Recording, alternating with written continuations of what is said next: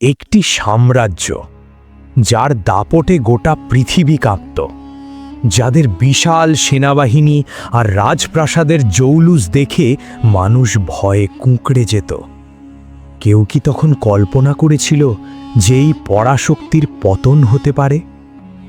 অথচ আজ থেকে 1400 বছর আগে আরবের এক তপ্ত মরুভূমিতে বসে একজন মানুষ এই ইরানের ভবিষ্যৎ লিখে দিয়েছিলেন। 20টি এমন শিহরণ জাগানো ভবিষ্যৎবাণী যা আজও পৃথিবীর বড় বড় ইতিহাসবিদদের রাতের ঘুম কেড়ে নেয়। কেন ইরানের ইস্পাহান শহর দাজ্জালের প্রধান আস্তানা হতে চলেছে? কেন পারস্যের সাদা প্রাসাদের পতন অবধারিত ছিল? আজ আমরা সেই রহস্যের পর্দা উন্মোচন করব। কি ছিল সেই কথাগুলোতে? কিভাবে তিনি 1000 মাইল দূর থেকে দেখতে পেয়েছিলেন পারস্যের সেই অহংকারী সিংহাসনের চুরমার হয়ে যাওয়া? কিভাবে তিনি বলে গিয়েছিলেন যে এই ইরানের মানুষরাই একদিন বিশ্বাসের আলো সারা বিশ্বে ছড়িয়ে দেবে? আবার এই ইরানের মাটি থেকেই বের হবে শেষ জামানার সবচেয়ে ভয়ঙ্কর ফিতনা। 1400 বছর আগে বলা সেই কথাগুলো কি আজ আমাদের চোখের সামনেই অক্ষরে অক্ষরে মিলে যাচ্ছে? আসুন হারিয়ে যাই 1400 বছর আগের সেই রোমাঞ্চকর ইতিহাসে। চোখ বন্ধ করে একটু কল্পনা করার চেষ্টা করুন। সময়টা আজ থেকে 1400 বছর আগের। মদিনার পবিত্র মাটি, একটি সাধারণ মাটির ঘর যার ছাদ তৈরি খেজুর পাতা দিয়ে। সেখানে বসে আছেন মানবতার দূত হযরত মুহাম্মদ সাল্লাল্লাহু আলাইহি ওয়াসাল্লাম। তার চারপাশে গোল হয়ে বসে আছেন তার প্রাণপ্রিয় সাথীরা। তারা সবাই গভীর মনোযোগ দিয়ে তার মুখের দিকে তাকিয়ে আছেন। নবীজির চোখ শুধু মদিনার সেই ছোট্ট গণ্ডির ভেতর সীমাবদ্ধ ছিল না। আল্লাহর দেওয়া বিশেষ নূরের আলোয় তিনি দেখতে পাচ্ছিলেন শত শত বছর পরের পৃথিবী। তিনি দেখতে পাচ্ছিলেন বিশাল সাম্রাজ্যের উত্থান আর পতনের সেই মহাকাব্যিক দৃশ্য। আর সেই ভবিষ্যৎবাণীগুলোর মধ্যে সবচেয়ে বিস্ময়কর ছিল আজকের ইরান বা প্রাচীন পারস্যকে নিয়ে করা কথাগুলো। পারস্যের মানুষদের মেধা আর জ্ঞানের প্রতি আল্লাহর রাসূল কতটা উচ্চ ধারণা পোষণ করতেন তা জানলে আপনি বিস্মিত হবেন। একদিনের ঘটনা, নবীজির উপর পবিত্র কোরআনের সূরা জুমুয়া নাজিল হলো। সেখানে একটি আয়াতের অর্থ ছিল এমন, আর এই বাণী তাদের জন্যেও যারা এখনও এদের সাথে মিলিত হয়নি। উপস্থিত সাথীরা অবাক হয়ে জিজ্ঞেস করলেন, ইয়া রাসূলাল্লাহ, এরা কারা যারা এখনও আমাদের সাথে মিলিত হয়নি? নবীজি কিছুক্ষণ নীরব থাকলেন। এক গভীর প্রশান্তি তার চেহারায় ফুটে উঠল। সেই মজলিসে বসেছিলেন সালমান ফার্সি। তিনি ছিলেন পারস্যের এক রাজকীয় সন্তান, যিনি সত্যের খোঁজে সব বিলাসিতা ছেড়ে মদিনায় এসেছিলেন। নবীজি ধীর পায়ে এগিয়ে গেলেন এবং তার হাতটি সালমানের কাঁধের ওপর রাখলেন। তার চোখে তখন ভবিষ্যতের এক উজ্জ্বল দৃশ্য। তিনি এক গম্ভীর ও মায়াবী কণ্ঠে বলে উঠলেন, বিশ্বাস যদি আকাশের সুরাইয়া নক্ষত্রের কাছেও চলে যায়, তবুও পারস্যের কিছু মানুষ সেখান থেকেও তা আয়ত্ত করে নেবে। একটু গভীরভাবে চিন্তা করুন তো, সুরাইয়া বা কৃত্তিকা নক্ষত্রমণ্ডলী পৃথিবী থেকে কত দূরে? আকাশের বিশাল শূন্যতায় হারিয়ে থাকা একটি নক্ষত্র।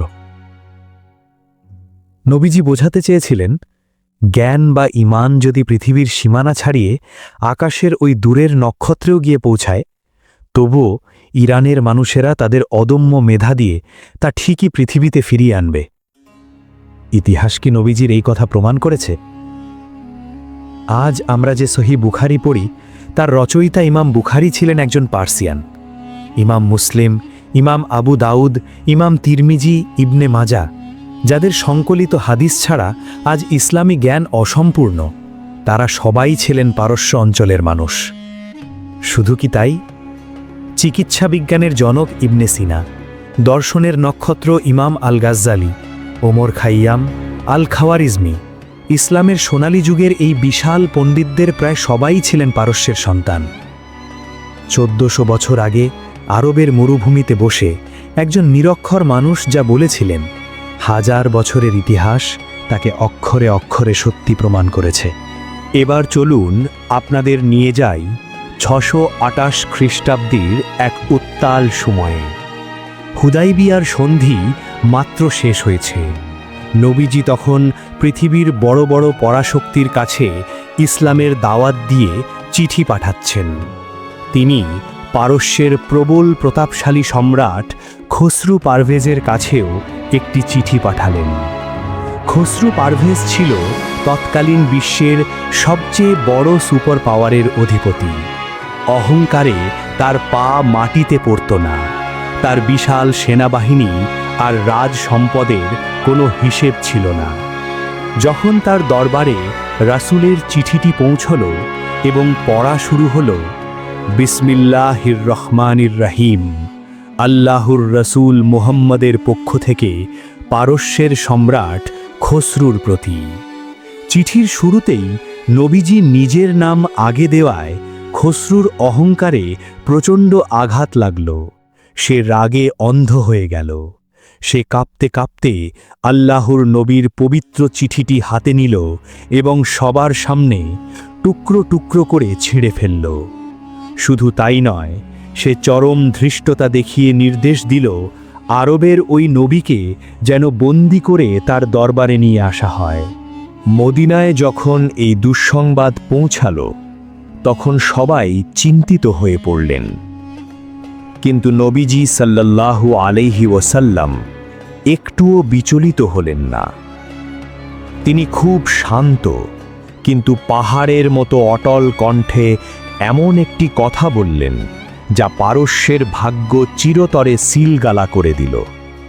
তিনি বললেন, খসরু যেমন আমার চিঠি টুকরো টুকরো করে ছিঁড়েছে, আল্লাহ তার সাম্রাজ্যকেও ঠিক সেভাবেই টুকরো টুকরো করে দেবেন। কি ঘটেছিল জানেন?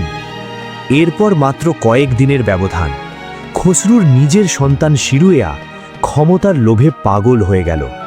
রাতের অন্ধকারে সে তার নিজের পিতার বুকে খঞ্জর বসিয়ে দিল। যেই খসরু পারভেজ নিজেকে দেবতার মতো শক্তিশালী ভাবত, সে নির্মমভাবে খুন হল নিজেরই ছেলের হাতে। আর ঠিক সেই দিন থেকে শুরু হলো বিশাল পারস্য সাম্রাজ্যের পতন। নিজেদের মধ্যে গৃহযুদ্ধ আর ষড়যন্ত্রে টুকরো টুকরো হয়ে যেতে শুরু করল শত শত বছরের প্রাচীন সেই অহংকার। এই সত্যটি শুনলে আপনার অজান্তেই চোখে পানি চলে আসতে পারে। নবীজি যখন মক্কা থেকে মদিনায় হিজরত করছিলেন, তখন মক্কার কুরাইশরা তাকে ধরিয়ে দেওয়ার জন্য 100 উটের পুরস্কার ঘোষণা করেছিল। সুরাকা বিন মালিক নামের এক দুর্ধর্ষ শিকারী সেই পুরস্কারের লোভে নবীজির পিছু নিল। মরুভূমির তপ্ত বালুর ওপর দিয়ে সে তার ঘোড়া ছুটিয়ে নবীজির খুব কাছাকাছি চলে এলো। কিন্তু যতবারই সে আক্রমণের জন্য এগিয়ে যায়, ততবারই অলৌকিকভাবে তার ঘোড়ার পা বালুর ভেতরে দেবে যেতে লাগল। সুরাকা বুদ্ধিমান লোক ছিল। সে বুঝতে পারল এই মানুষটি সাধারণ কেউ নন, স্বয়ং আসমানের মালিক তাকে রক্ষা করছেন। সুরাকা নিজের ভুল বুঝতে পেরে ক্ষমা চাইল।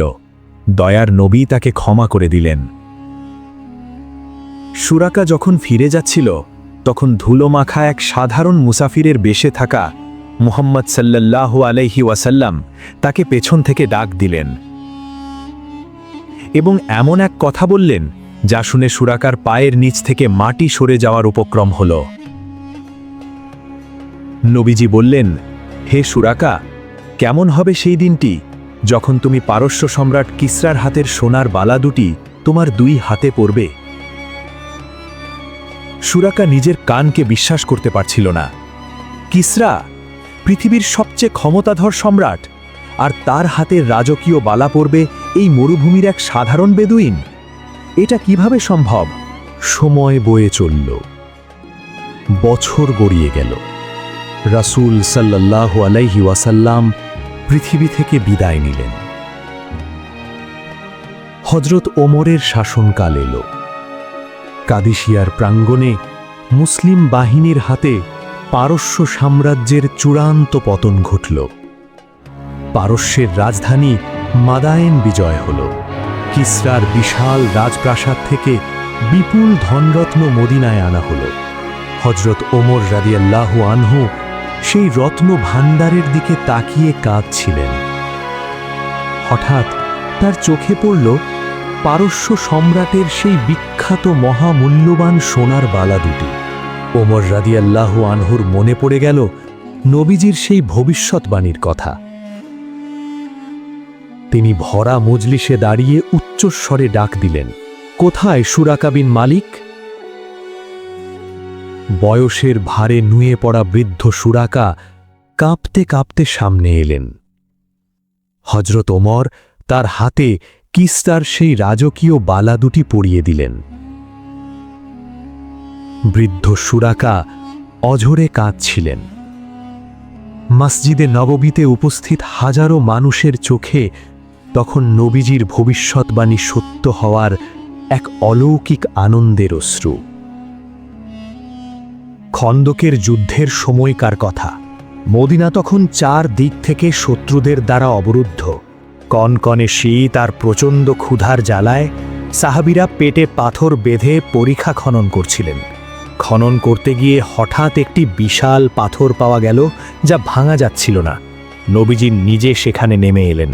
তিনি বিসমিল্লাহ বলে সেই পাথরে প্রথম আঘাত করলেন। পাথরের 1/3 ভেঙে গেল এবং একটি উজ্জ্বল স্ফুলিঙ্গ ছিটকে বেরোল। নবীজি তাকবীর দিলেন, আল্লাহু আকবার। এরপর তিনি বললেন, আমাকে সিরিয়ার চাবি দেওয়া হয়েছে।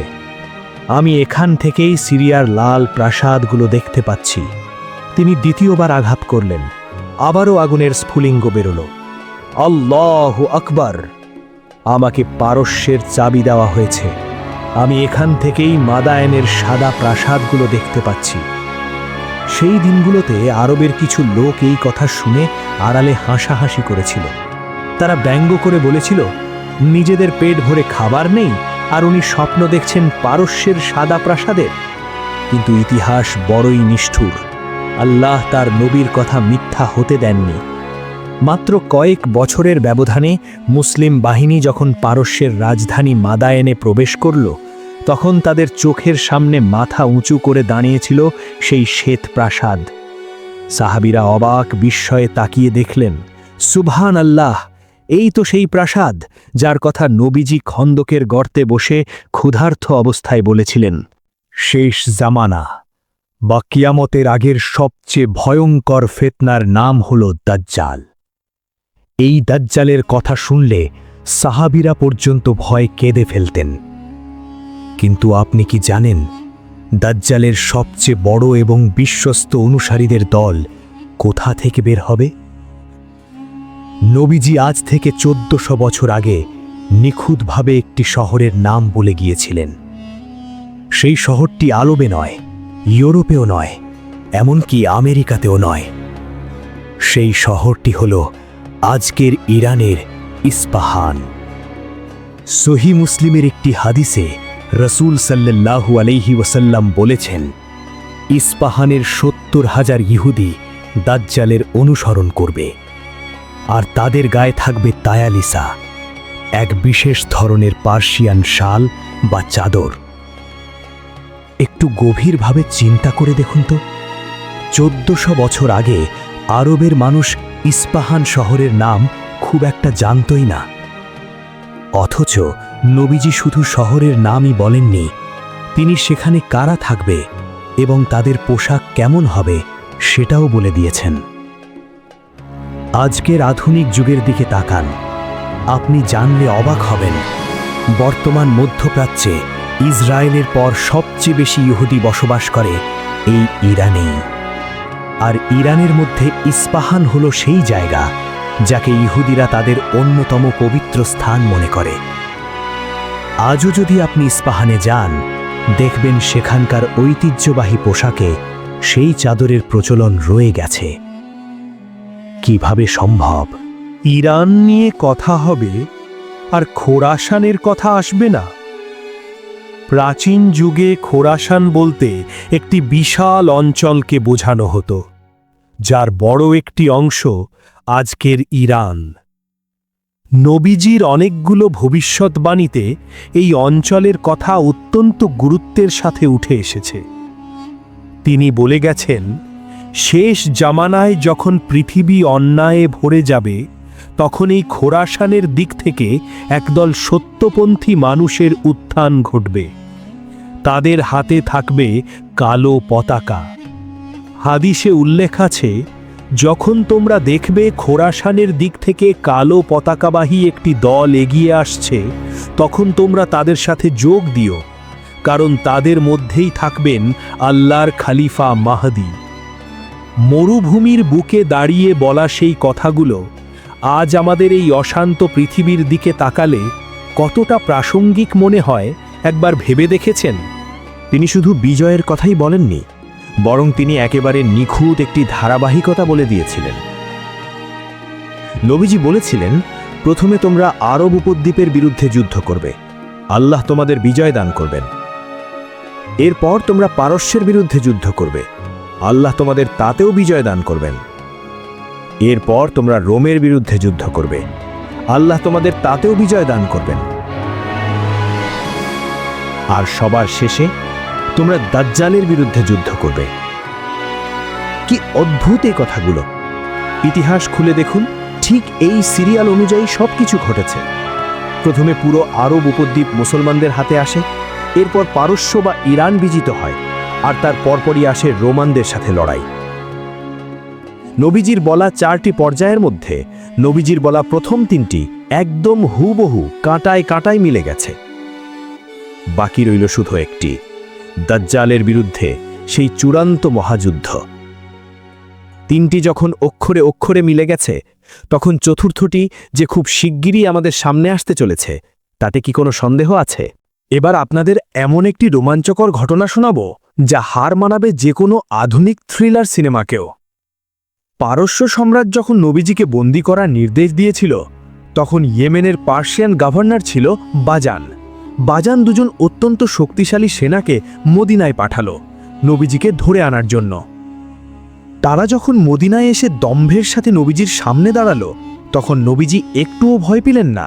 তিনি শান্তভাবে তাদের বললেন, আজ তোমরা বিশ্রাম নাও, আগামীকাল সকালে এসো। পরদিন সকালে ওই 2 সেনা যখন নবীজির সামনে এলো, তিনি মুচকি হেসে এমন একটি কথা বললেন যা শুনে তাদের রক্ত হিম হয়ে গেল। নবীজি বললেন, তোমরা ফিরে যাও, তোমাদের গভর্নরকে গিয়ে বলো, আমার রব আল্লাহ গত রাতে তোমাদের সম্রাট খসরু পারভেজকে হত্যা করেছেন, তার নিজের ছেলেই তাকে খুন করেছে। তারা তো অবাক, 1000 মাইল দূরের খবর উনি কিভাবে জানলেন? তারা ইয়েমেনে ফিরে গেল। কয়েকদিন পর পারস্য থেকে সরকারি চিঠি এলো। সেখানে লেখা ছিল, আমি শিরুয়া আমার পিতাকে হত্যা করে সিংহাসনে বসেছি। এই খবর শোনার সাথে সাথে গভর্নর বাজান এবং হাজার হাজার পার্সিয়ান সৈন্য এক বাক্যে ইসলাম গ্রহণ করল। কোনো যুদ্ধ ছাড়াই, এক ফোঁটা রক্তপাত ছাড়াই পারস্যের একটি বিশাল অংশ বিশ্বাসের আলোয় আলোকিত হয়ে গেল। পারস্যের মানুষদের ইসলামে প্রবেশের ব্যাপারে নবীজির একটি অদ্ভুত সুন্দর স্বপ্ন রয়েছে। তিনি একদিন সকালে বললেন, আজ রাতে আমি দেখলাম একপাল কালো ভেড়ার মধ্যে হঠাৎ অসংখ্য সাদা ভেড়া এসে প্রবেশ করল। সাদা ভেড়ার সংখ্যা এত বেশি ছিল যে কালো ভেড়াগুলোকে আর আলাদা করে চেনাই যাচ্ছিল না। নবীজি এর ব্যাখ্যায় বললেন, কালো ভেড়া হলো আরবের লোকেরা, আর সাদা ভেড়া হলো পারস্যের লোকেরা। নবীজির এই স্বপ্নের অর্থ ছিল, ইসলাম শুধু আরবের মরুভূমিতে সীমাবদ্ধ থাকবে না, পারস্যের মানুষরা দলে দলে এসে ইসলাম গ্রহণ করবে। তারা ইসলামের জ্ঞানে আর ইবাদতে আরবদের সাথে এমনভাবে মিশে যাবে যে কে আরব আর কে অনারব তা আলাদা করা যাবে না। আজকের পৃথিবীর দিকে তাকান, কোটি কোটি মুসলিমের মধ্যে আরবের সংখ্যা খুবই কম।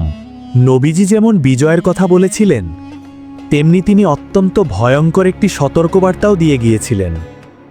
তিনি সাহাবীদের বলেছিলেন, আমি তোমাদের জন্য দারিদ্র্যের ভয় করি না, বরং আমি ভয় করি যে তোমাদের সামনে দুনিয়ার ধন সম্পদ ঠিক সেভাবেই বাড়িয়ে দেওয়া হবে যেভাবে পারস্যের জন্য দেওয়া হয়েছিল। এরপর তোমরাও সেই সম্পদের প্রতিযোগিতায় লিপ্ত হবে, আর এই সম্পদ তোমাদের ধ্বংস করে দেবে। আজকের আধুনিক যুগের মুসলিম বিশ্বের দিকে তাকালে নবীজির এই সতর্কবার্তার বাস্তবতা কি আমরা অনুভব করতে পারছি না? সব শেষে আমরা এমন এক ভবিষ্যৎবাণীর কথা জানব যা ইতিহাসের সবচেয়ে বিতর্কিত আর রহস্যময় দিকটি তুলে ধরে। নবীজি মদিনায় বসে বেশ কয়েকবার পূর্ব দিকের বা মাশরিকের দিকে ইশারা করে সতর্ক করেছিলেন। তিনি বলেছিলেন, জেনে রেখো, ফিতনা ওই দিক থেকে আসবে যেখান থেকে শয়তানের শিং উদিত হয়। ইতিহাস খুললে আপনি দেখতে পাবেন, নবীজির চলে যাওয়ার পর ইসলামের ভেতরে যত বড় বড় রাজনৈতিক ফিতনা আর বিভ্রান্তির সৃষ্টি হয়েছে তার বেশিরভাগের কেন্দ্রবিন্দু ছিল এই পূর্ব দিক। রক্তপাত, বিভেদ, এমনকি কারবালার সেই হৃদয় বিদারক ঘটনা, সবকিছুই সংঘটিত হয়েছিল ওই পূর্ব দিকেই। 1400 বছর আগে নবীজি কেবল হাতের ইশারায় যে বিপদের সংকেত দিয়েছিলেন তা শতাব্দীর পর শতাব্দী ধরে এক জ্বলন্ত বাস্তবতা হয়ে আছে। পারস্য বা আজকের ইরান নিয়ে করা এই ভবিষ্যৎবাণীগুলো কেবল ইতিহাস নয়, এগুলো আমাদের জন্য এক বিশাল শিক্ষা। একজন মানুষ 1400 বছর আগে মরুভূমির বুকে দাঁড়িয়ে যা যা বলেছিলেন তার প্রতিটি শব্দ আজ ইতিহাসের পাতায় খোদাই করা আছে। কিছু মিলে গেছে, কিছু মিলছে, আর কিছু হয়তো খুব শীঘ্রই আমাদের সামনে উন্মোচিত হতে চলেছে। আজকের এই কাহিনী শোনার পর আপনার কি মনে হয় না যে পৃথিবীর প্রতিটি ঘটনাই এক অদৃশ্য সুতোয় গাঁথা? পারস্যের সেই অহংকারী প্রাসাদের পতন থেকে শুরু করে দাজ্জালের সেই ভয়ঙ্কর বাহিনীর উত্থান, সব কিছুই যেন আগে থেকে লেখা কোনো মহাকাব্যের অংশ। নবীজির সেই প্রতিটি কথা আজ আমাদের মনে করিয়ে দেয়, সত্য চিরকালই ধ্রুব। 1400 বছর আগের সেই মানুষটি কি ভুল বলেছিলেন, নাকি তার প্রতিটি দীর্ঘশ্বাস আজ আমাদের বর্তমান পৃথিবীর সাথে মিলেমিশে একাকার হয়ে গেছে? উত্তরটা আপনার ওপরই ছেড়ে দিলাম।